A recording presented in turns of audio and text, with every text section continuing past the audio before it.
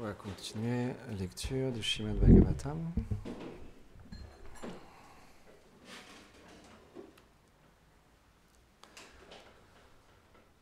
Om Namo Bhagavate Vasudevaya.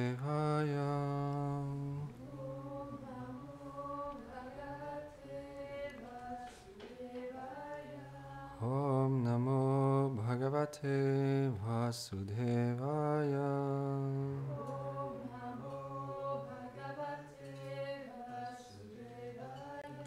Om Namo Bhagavate Vasudevaya.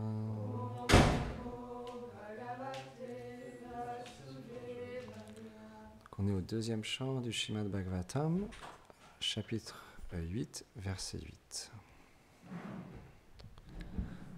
Asidya udharat padmam loka samstana lokshanam yavan ayam ve purusham yitavaya ve priktak tavanasa edi prakar samsta vaya vavan ivan. Traduction. L'homme a un grand nombre d'organes et de membres distincts.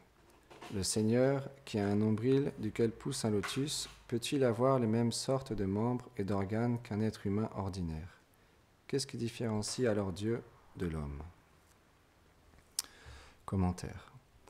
D'après Srila Vishwanath Chakravarti Thakur, il a été expliqué auparavant que le Seigneur possède un corps comme l'être vivant. Alors, comment comprendre qu'il est différent? Cette question est posée en 3 lignes. Dans sa manifestation de Garbhodakacharya Vishnu, le Seigneur apparut dans chaque univers dans une forme gigantesque, puisque de son nombril apparaît un lotus et que sa tige renferme les 14 systèmes planétaires.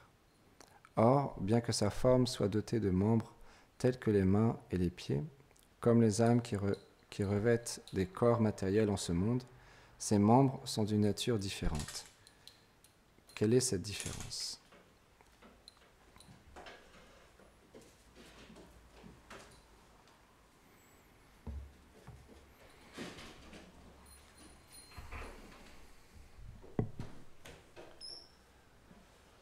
Om Agyanati Milandasya Gyananjana Sharakaya Shakshun Militam Yena Tasmae Shri Gurave Namaha Namo Vishnu Padaya Krishna Preshtaya Bhutare Shrimati Bhaktivedanta Swami Niti Namine Namaste Sarasvati Deve Gauravani Pracharine Nirveshesha Shunyavadi Pashyatya Deshatarine Jai Shri Krishna Chaitanya Prabhu Nityananda Shri Advaita Gadadhar Shivasadi Gaur Bhakta Vrinda Hare Krishna Krishna Krishna Hare Hare Hare Rama Rama Rama Hare Hare Vrindaye Tulasi Devyai Priyaye Keshavasya Cha Krishna Bhakti Pratidevi Satyavate Namo Namaha Vanchakalpatarubhyacha Kripa Sindhubhyahevacha Patitanam Pavanebhyo Vaishnavebhyo Namo Namaha. Avant de commencer à parler, j'implore les bénédictions de mon maître spirituel, ainsi qu'à toute l'affiliation spirituelle de Guru Parampara, Govinda Maharaj, toutes les dévotes et les dévots ici assemblés, pour pouvoir parler sur le Seigneur suprême. Donc, comme explique ce verset, c'est vraiment un point qui est très, très, très important pour nous dans notre voie spirituelle en tant que Gaudiya Vaishnava, de comprendre que le Seigneur est une personne, qu'il a un aspect personnel. De la même manière que nous, dans ce monde, en tant qu'âme conditionnée, nous pensons être ce corps, nous pensons que ce corps est le nôtre et qu'on y est attaché, on est identifié à ce corps, on pense que de la même manière, le Seigneur, comment c'est possible qu'il puisse avoir un corps, puisque le corps que nous avons, il est tellement limité, il est tellement imparfait. Donc c'est comme impossible pour nous de comprendre que le Seigneur suprême, celui qui est l'origine de toute la création, lui aussi, il a une forme de vie humaine. C'est quelque chose qui est très difficile à comprendre. C'est pourquoi les Vaishnavas, les purs dévots, qui ont une réalisation pleine justement de cette forme transcendantale, c'est là la différence, c'est que notre forme est temporaire et limitée et influencée par la vertu, la passion, l'ignorance. Donc, on ne peut pas imaginer que le Seigneur suprême ait la même forme que nous. Mais la différence, c'est justement une forme de vie humaine transcendantale, qui est d'une beauté incommensurable, que les Vaishnavas ont décrit dans tellement de textes différents. C'est pourquoi, comme on expliquait ces derniers jours, le Seigneur suprême, il envoie ses dévots dans ce monde pour partager justement ses propres gloires. Parce qu'ils ont une pleine réalisation de qui est le Seigneur suprême. Et donc, ils ont ce qu'on appelle le darshan, la vision transcendantale de sa forme éternelle. Et donc, naturellement, par leur compassion, par leur relation avec le Seigneur suprême, ils décrivent cette forme. Et donc, il y a plein d'écrits qui décrivent parfaitement la forme éternelle du Seigneur suprême. C'est pourquoi, si on veut comprendre, on peut dire qui est notre Père, comme souvent on entend cet aspect du Seigneur en tant que le Père suprême, naturellement on doit se référer à la mère qui est les Védas, les textes sacrés, qui décrivent la nature transcendantale du Seigneur suprême. Mais naturellement, comme on expliquait hier, il y a différentes filiations spirituelles authentiques, parce que justement le Seigneur lui-même aussi, en plus d'envoyer ses dévots, il vient lui-même aussi dans ce monde pour montrer sa forme merveilleuse et pour montrer aux êtres qu'il est lui le Seigneur suprême. Parce que naturellement, comme on expliquait ces derniers jours, il y a des êtres qui se font passer pour le Seigneur suprême. Et comme c'est très facile de tester une personne comme ça, parce qu'il y a des signes qui prouvent la nature de Dieu. Donc si une personne nous approche et qu'on entend parler que cette personne se dit être Dieu, alors on peut, à travers les Védas, à travers les textes sacrés, lui poser des questions, lui dire « Ok, tu dis être Dieu, ok, je comprends, tu as le droit, on est dans ce monde, chacun peut penser ce qu'il veut, mais j'aimerais que tu me prouves, j'aimerais avoir des preuves que ce que tu dis est vrai. » Et donc, comme Krishna, il a révélé sa forme universelle à Arjuna, juste avant que la bataille de Kurukshetra ait lieu, il a montré à Arjuna aussi pour le bénéfice de tous les êtres vivants et pour prouver qu'il était Dieu, la personne suprême. Donc naturellement, si on rencontre une telle personne, on peut lui dire « montre-moi ta forme universelle ». Et il ne pourra pas. Parce que Dieu ne peut pas oublier qu'il est Dieu. Et ce qui est important pour nous, en tant que Gaudiya, c'est qu'il y a plein d'aspects de la personne suprême. Et comme explique ce verset, toutes les formes du Seigneur suprême, elles sont magnifiques, et elles sont transcendantales, et elles sont éternelles. C'est pourquoi Gaurada avait expliqué l'autre jour, le Seigneur suprême, il vient même en tant qu'un sanglier divin pour soulever, porter la mère terre. Il vient en tant que Nrsimhadev, un homme million. Il vient en tant que Ramachandra, il vient en tant que Krishna, Shri Chaitanya Mahaprabhu, tellement d'incarnations, Vamanadev, tellement d'incarnations. Parce que le Seigneur, il est illimité. Et donc, comme il a différents sentiments, il vient parfois pour réciproquer avec ses dévots, il vient parfois pour donner des enseignements, il vient parfois pour donner le refuge à ses dévots, et pour aussi lui-même goûter des sentiments de chevaleresque, d'amitié, de grandeur. Il vient aussi pour montrer comment le servir, l'adorer en tant que Shri Chaitanya Mahaprabhu, pour instruire les êtres. Parce que le Seigneur, il n'a pas de limite. Comment on pourrait, nous, avec notre petite intelligence, comprendre la grandeur du Seigneur, comprendre la nature de ce monde? On a juste qu'à le soir observer les étoiles, la lune, ou juste aller dans la forêt et observer toute cette dense forêt, avec toute cette vie qui est présente, pour comprendre à quel point nous sommes limités. Et à quel point toute cette création, tout ce qui a été mis en place par le Seigneur est très grand, très gigantesque. Donc on peut essayer de comprendre avec notre intelligence, mais on aura des réponses qui sont très limitées et qui sont imparfaites, parce que nous sommes imparfaits. Mais si on se réfère aux Védas, qui sont transmises depuis de génération en génération par des âmes réalisées, qui eux ne sont pas dans cette imperfection, mais qui sont dans cette pleine perfection éternelle de qui ils sont et quelle est leur relation avec le Seigneur suprême, alors on aura des réponses plus complètes, qui sont exactes. Il n'y aura pas d'ambiguïté possible, pas de doute possible. Nous, on peut avoir des doutes dus à notre manque de sukriti ou à notre conditionnement. On peut avoir des doutes. Mais dès qu'on lit, dès qu'on prend refuge des Shastras, dès qu'on prend refuge des Mahabhagavat, des purs dévots, alors le doute disparaît. C'est pourquoi nous écoutons tous les jours des classes, c'est pourquoi nous lisons, c'est pourquoi nous associons avec les Vaishnavas.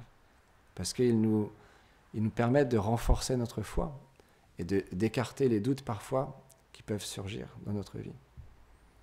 C'est pourquoi on doit toujours prendre refuge. Mais pour ça, comme on expliquait hier, il faut développer des qualités d'humilité, de respect, de compassion, et comprendre aussi qu'il y a différentes humeurs. On doit respecter tous les êtres, on doit respecter toutes les humeurs différentes, parce que le Seigneur, il est illimité, donc il donne différents moyens aux êtres de l'adorer. Et parfois, ça peut même être à travers l'action intéressée. Mais c'est là qu'on commence. Nous-mêmes, nous avons commencé dans les vies passées.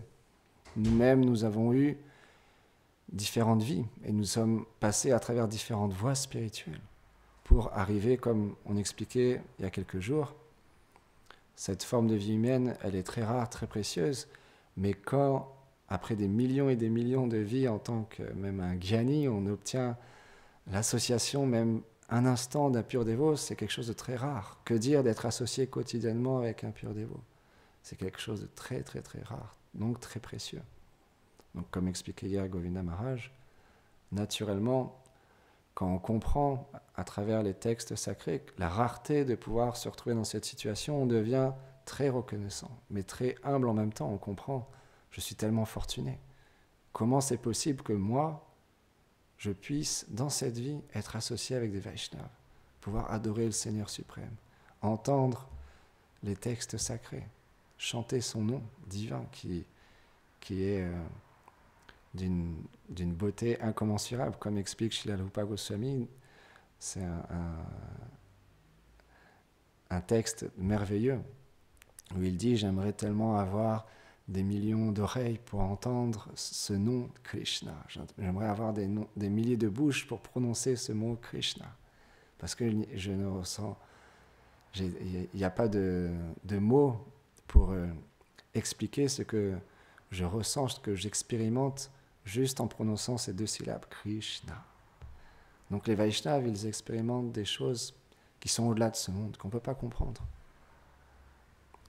On peut juste expérimenter une petite miette de ce qu'ils goûtent, et rien que ça nous maintient et ça nous permet de désirer avoir plus, goûter plus et approfondir notre chant et notre service de dévotion.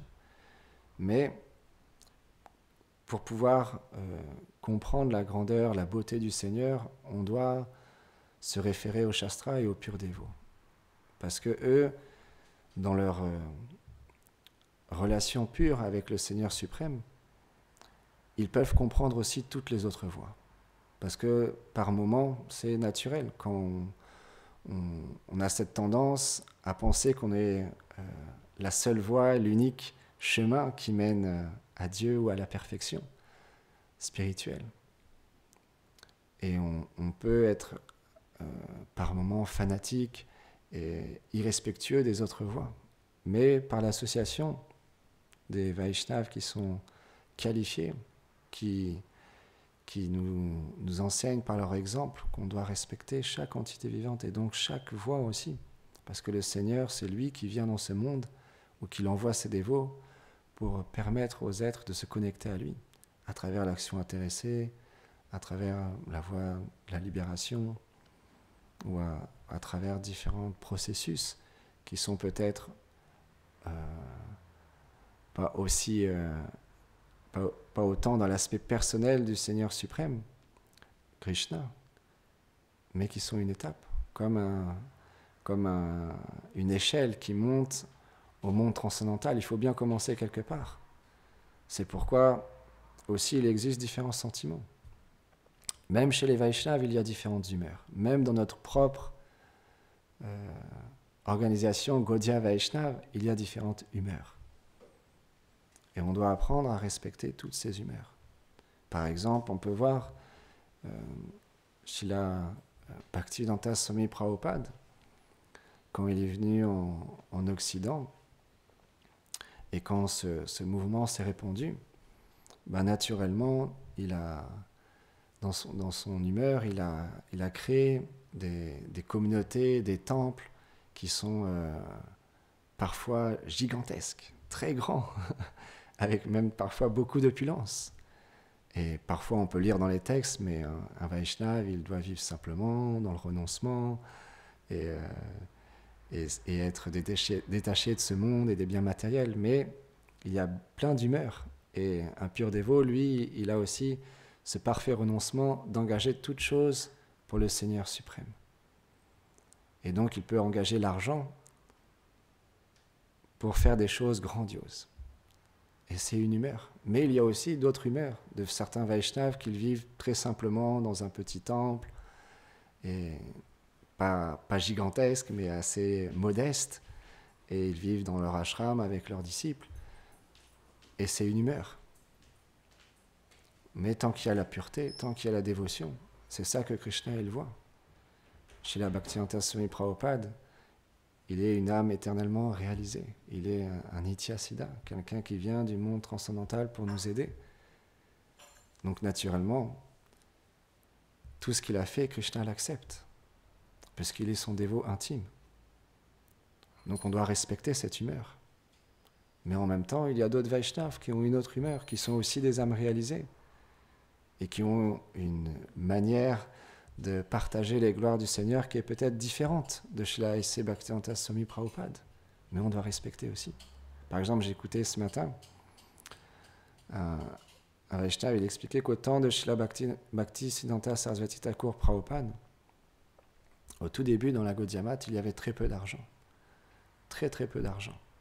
Et donc, je crois que c'était le premier ou un des premiers centres ou temples que Srila Bhaktisiddhanta Prabhupada a eu.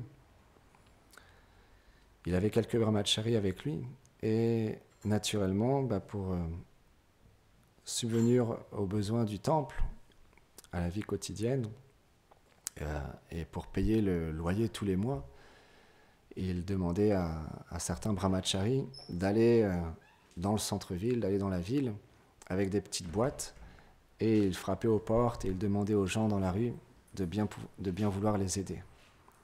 Donc il faisait comme la mendicité. Et jour après jour, il faisait ça. Et donc il partait le matin après le programme spirituel quotidien. Et donc il partait la matinée. Et la plupart revenaient le midi pour prendre prashan en bus. Et après, ils repartaient l'après-midi. Mais il y avait un Vaishnava, il avait une humeur différente. Son nom de brahmachari, je ne me rappelle plus, mais c'est Bhakti Plagan Keshav Goswami Maharaj. Il restait sur place, il trouvait un parc, et il s'allongeait un petit peu sur la petite boîte des dons qu'il avait reçus, il faisait une petite sieste, mais il ne revenait pas au temple. Juste, il buvait de l'eau toute la journée, en fait. Il jeûnait toute la journée. Il prenait le prashad le matin et le soir, mais il ne revenait pas le midi. Et ses frères en Dieu sont allés voir leur maître spirituel, chez la Bhaktisiddhanta Saraswati Thakur Prabhupada. Ils lui ont dit, Vinod Bihari Brahmachari, il ne revient pas prendre prashad au temple, c'est étrange, on ne sait pas trop ce qu'il fait. Et puis, Bhaktisiddhanta l'a convoqué, il lui a dit, j'ai entendu dire que tu ne revenais pas prendre prashad au temple, pourquoi? Il a dit, oh non, non, non, ils ne savent pas, mais si, je reviens au temple. Son maître spirituel a dit, ok. Et puis, ils ont continué à faire leur service, et un jour, Srila Bhaktisiddhanta, avec un de ses disciples, il se rendait dans le centre-ville, je ne me rappelle plus quelle ville c'était, et ils l'ont vu dans le parc en train de se reposer. Et Bhaktisiddhanta, dans la voiture, en fait, il a compris tout de suite, en fait, l'humeur de son disciple, et il a pleuré. Il a pleuré, il a vu, en fait, la dédication qu'il avait à prendre tout son temps pour collecter de l'argent pour le temple, et même en jeûnant pour économiser quelques roupies de transport en bus, faire l'aller-retour en bus et de temps. Et donc ça a touché Bhaktisiddhanta. Et on peut voir que y a plein d'humeurs différentes. On peut se dire, mais c'est un pur dévot, c'est un Nityasiddha, pourquoi économiser si peu de roupies ou être dans ce sacrifice extrême? Krishna, c'est le contrôleur suprême, c'est lui qui pourvoit tout, c'est lui qui nous donne, qui nous maintient, c'est notre protecteur. Pourquoi pas juste faire confiance en Krishna et puis se laisser porter par lui? Mais ce n'est pas l'humeur des Vaishnavas. Les Vaishnavas, ils servent Krishna, ils offrent un service à leur maître spirituel. Et ils ont une dédication, un renoncement qui est parfois très difficile à comprendre. Mais ce sont des purs dévots. Et ils montrent un exemple. Ils montrent un abandon total à leur maître spirituel et à leur mission et au désir qu'ils ont de pouvoir partager les gloires de Shri Chaitanya Mahaprabhu. Donc il y a plein d'humeurs différentes chez les Vaishnavas. Et c'est pas facile parfois de comprendre les différentes humeurs, de comprendre pourquoi tel Vaishnava il agit ainsi, pourquoi tel Vaishnava il agit autrement. Parfois ça peut être difficile à comprendre. Mais comme Srila Bhakti Lakshak Sriladev Goswami Maharaj il explique, on doit trouver l'harmonie, l'unité dans la diversité. Que le but commun des Vaishnavas, c'est de faire plaisir à Krishna. C'est ça leur but. Comme j'ai entendu un Vaishnava, il expliquait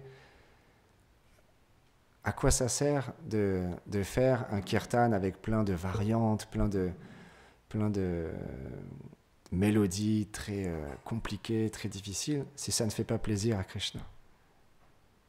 Comment on peut savoir si ça fait plaisir à Krishna? Mais si ça fait plaisir à Krishna, qu'on fasse des kirtans très musicalement très perfectionnés, très beaux, très grandioses, c'est Ahindra Prabhu qui partageait ça, c'est un sentiment encore une fois. Mais si ça fait plaisir à Krishna, alors oui, on doit le faire. Mais le but dans ça, il expliquait, c'est de faire plaisir à Krishna. C'est pas de faire un show, c'est pas ou de faire quelque chose de très simple. Peu importe la manière dont on sert Krishna, peu importe la manière dont on accomplit notre service. Le but dans tout ça, c'est de se faire plaisir à Krishna. Comme on expliquait hier, il est à l'origine de tout. Il est le créateur de cet univers. Il n'a besoin de rien. Mais simplement, il veut la dévotion. Il veut qu'on revienne à lui, comme à travers ces merveilleux divertissements de Gopakumar. Parce que Krishna, comme expliquait Govinda Maharaj hier, il a une relation particulière avec chacun d'entre nous. Et il affectionne cette relation qu'il a avec nous. Donc, on lui manque. Et il nous attend. Et il pleure pour qu'on puisse se tourner vers lui. Et il attend que ça, qu'on se tourne vers lui. il n'appartient qu'à nous de prendre cette décision, d'aller dans sa direction, de prendre cette échelle, de poser le premier pas et d'avancer petit à petit.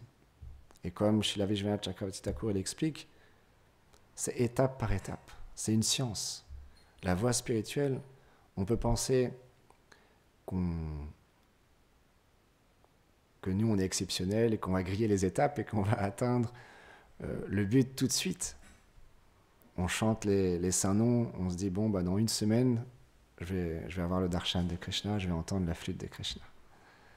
C'est possible, mais c'est très rare. Donc plutôt que d'être pressé, et comme Gorodev il le dit souvent, de prendre nos santiags et frapper la porte du temple, un grand coup, et dire « Krishna, me voilà, montre-toi, maintenant je suis venu dans ton temple, faut que tu me donnes ton darshan. » On doit être patient, on doit comprendre que ça fait depuis des millions et des millions de vies qu'on a tourné notre regard vers autre chose que Krishna.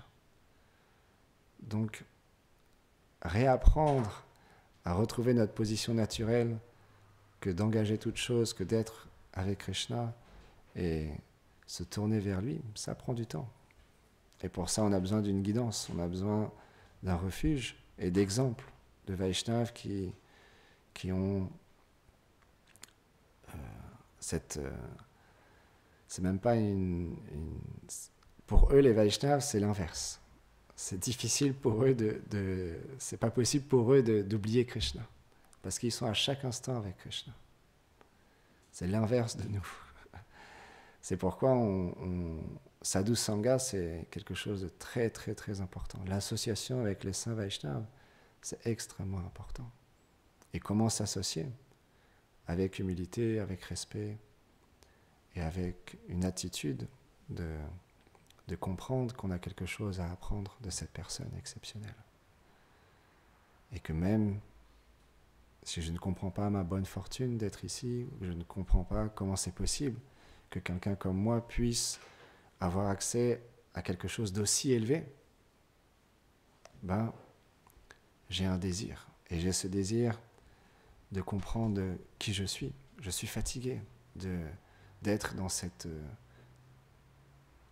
cycle des morts et des renaissances, de vie après vie, prendre une forme de vie humaine, être un enfant, grandir, être un adolescent, être un adulte, avoir des responsabilités, un travail, une famille, une maison, des choses à gérer, une voiture, travailler dur pour aller à la retraite, et aller à la retraite, profiter un petit peu, pour ensuite quitter mon corps, et hop, recommencer à nouveau, être un enfant, non, un bébé, un enfant, un adolescent, et vie après vie, continuer comme ça.